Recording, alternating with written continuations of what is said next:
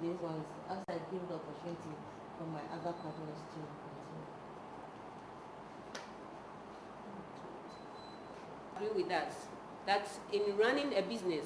If you have all the resources and you don't have good management, you are going to fail totally.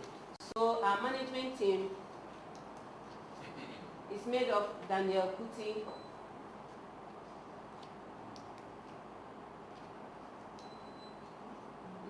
Leon Adiboye.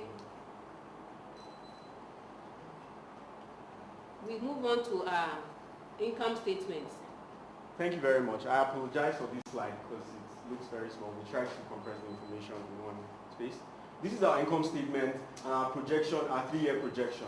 You can see that by our total operating expenses was higher in the first year than our net profit after tax in the first year. However, this changed in the second year, and I have a graphical representation of this.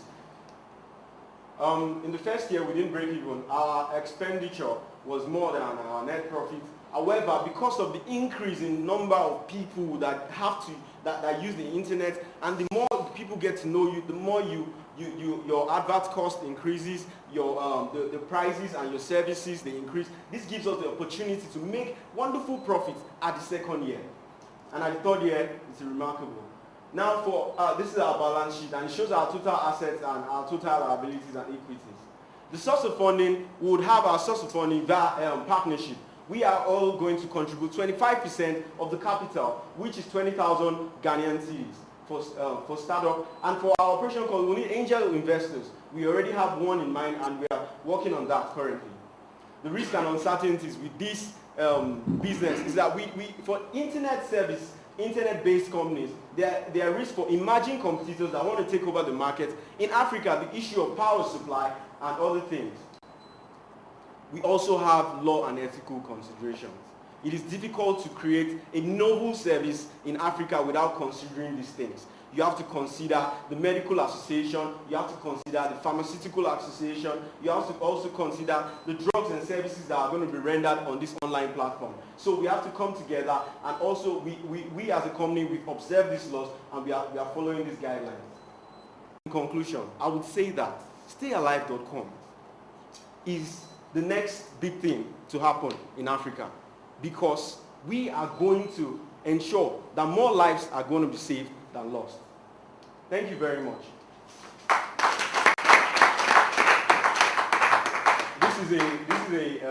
This is a design of how an interface, web interface of how our website is going to be. Personal data information. This is my picture, and this is my data information. Thank you very much.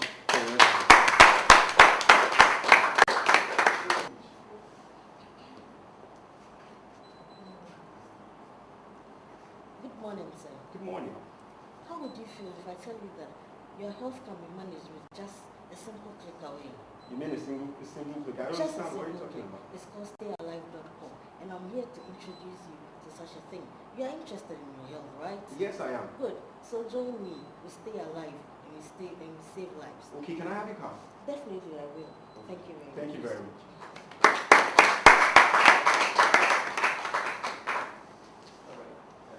Interesting. Now clap for yourself.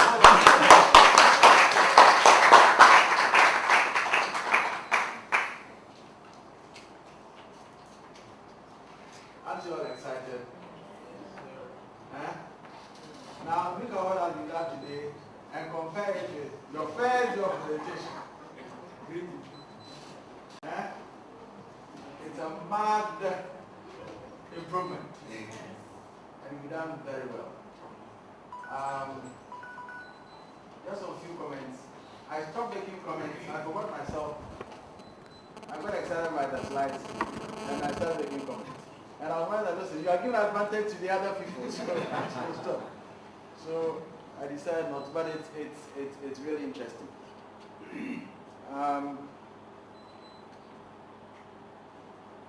In making presentations, the style and quality of presentations are as important as the delivery. The two go together. So let's make sure that we have total coverage in all important areas. Now, the general comment I made the other time is that let's be very clear where each slide should be. If you put a slide which should be the number 5 in number 1, you draw conclusions and the people really don't know what you are talking about before you get, otherwise, at that time their minds have been made already. Right? So I think that run through, apart from maybe one or two. And then we have a lot of material, which is good. I mean, your camera is excellent, but you see, there's also no point when you have a lot of stuff that you're not going to talk about it. So if you make comments like to investors, we have it there. We would like to read through. This PowerPoint. You have the point you are making should be powerful. You should speak to it in a very, very powerful way to make an impression. So don't tell the people it is there, you can read. When you are going to the next slide, when do they get them to read? Convince them that this is something worth investing in.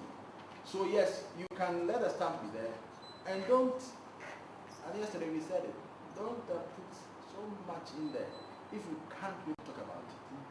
Have your notes, which you just steal something and then you say, and then you really speak about it. Yeah. So that is, and my final comment, location.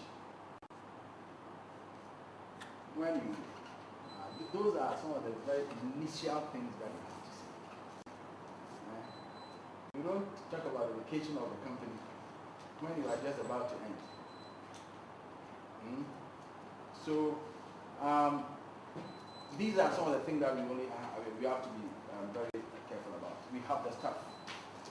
Let's make sure that we think through, and you put yourself, in the stead of the person who you are presenting to.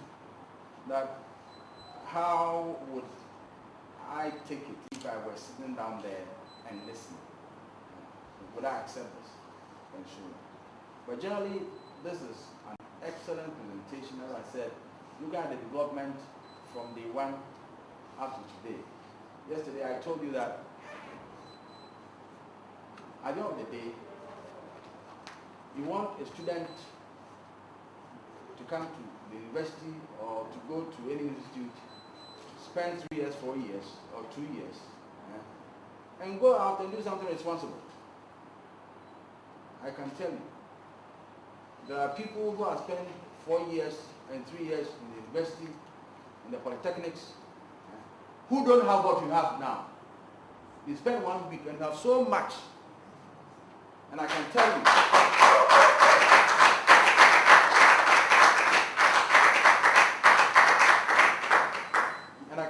that you can live here.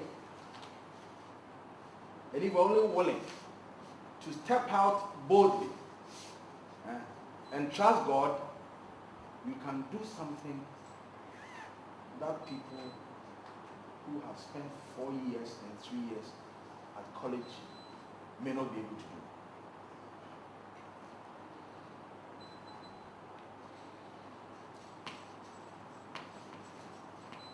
The elevator speech.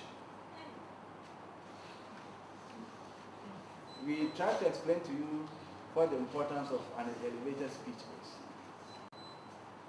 We use the word elevator in a very figurative manner. That lifts, when you press it, it doesn't wait for anybody. It will go. So sometimes when opportunities come your way, opportunities don't wait for you. You must take advantage of that opportunity. So you have an opportunity like a lift going up. If the lift will travel to the 3rd floor, make sure that by the end you get to the 3rd floor, what you have to say, you said it. It may be talking to a chief executive, it may be talking to someone who can really connect you to somebody and so on. So as an entrepreneur, You must always be ready. You see, of all the toil, the vice principal, many of them for the last 3 days have been sleeping after midnight. Because they have to work on this project and present it at the graduation. If after all the toil, you don't package a summary of your proposal in a way that can convince someone that this is worth looking at, this is worth considering, or let me give this person a chance. If you can't do that, you have wasted your time, effort, and money. So that is important.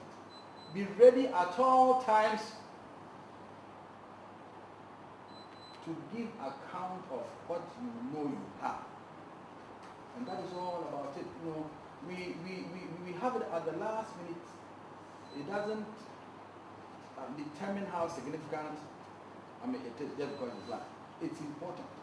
But that really gives you the window of opportunity.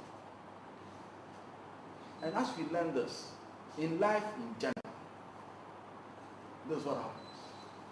Are you ready at all times to demonstrate your preparedness, your readiness when opportunity comes to grab in all aspects of life? And sometimes the opportunity passes away before we realize that no, we have missed a great opportunity. So learning and sharing some of these things, yes, today we are talking about entrepreneurship, but it's a life thing. It's a life thing. So thank you very much.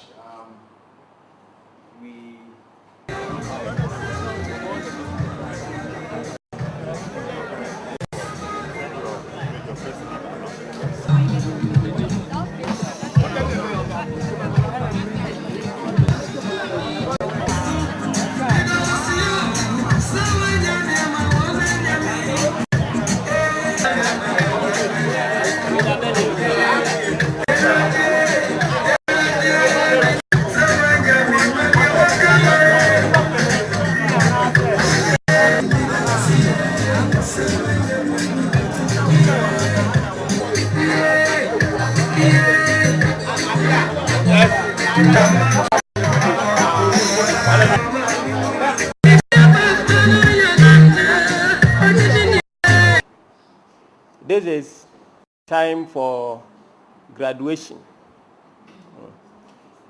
Those days we eat and drink, and after that, where the results will be announced, one class after the other.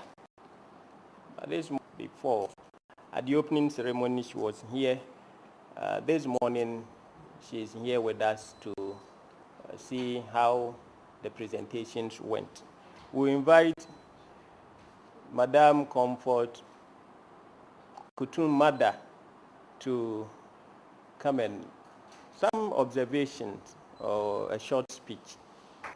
Coordinator, participants, I'm delighted to be here once again to witness the 2015 GET training. I had the opportunity last year at Wenchi to have a similar training that you have just gone through. And for me, I have attended a couple of conferences, but I will never forget GET 2014. As a lecturer in entrepreneurship education and costing, University of Education, Home Economics Department, immediately after the conference, I went back to update my course outline. And it was a second semester program, and I decided that I was going to try my hands whether I could organize a competition, a business plan competition, because all I have been doing is training my students in mini businesses. They organize mini businesses, and then at the end of it, the profit that they make. And it helps in costing the products that we sell. Most often we have ideas and opportunities, and when we try to implement them, even costing the products to get profit becomes a problem. And I said, okay, let me try this innovation. So I did try it. And to my surprise, the students came out with wonderful business plans. And I'm proud to say that out of those business plans, my university has already implemented 2 of them. That is a printing press for the university now, and we'll soon come out with our own water. We know all universities, we use a lot of water. I mean the bottled water. And it was out of GET 2014. So this year when I decided that it's so cumbersome, I wasn't going to do it, the Pro-Vice Chancellor called me and said, Katumi, you have to organize another one because we are waiting for more business plans from your department. So as you live here, please, you have the opportunity. You can change lives. I know that with entrepreneurship, it doesn't matter where you are. Whether you are a teacher, whether you are a doctor, whether you are in an office, you can change lives. So please, don't go and shelve the ideas that or the training that you've gotten. Please go and share. And I know at the end of the day, you will be praying that GET 2016 should come so that you will have the opportunity of coming. I was praying for it. That is why I've made time to be here. Thank you very much. And I think it has been an improvement over what we had last year. I don't know whether it's because of the numbers, but the presentations were really good. More grace to you. Thank you very much. Action.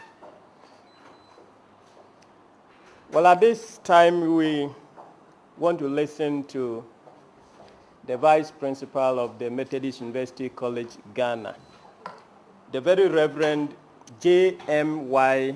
Edusa Eyisen.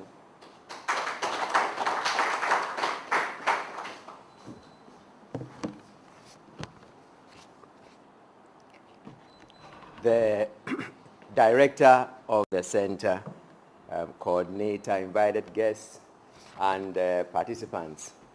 I do this on behalf of the principal of the university, the very Reverend Professor Samuel K. Japon, who would have loved to be here himself. I think he said it, promised when we had the opening ceremony.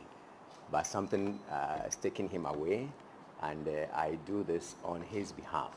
As I congratulate you all participants for availing yourselves for the program throughout the week. So we believe that you have learned a lot, and you would, as it were, live it out. But let me begin with a reference. Of course, as pastors who certainly do that, a biblical reference.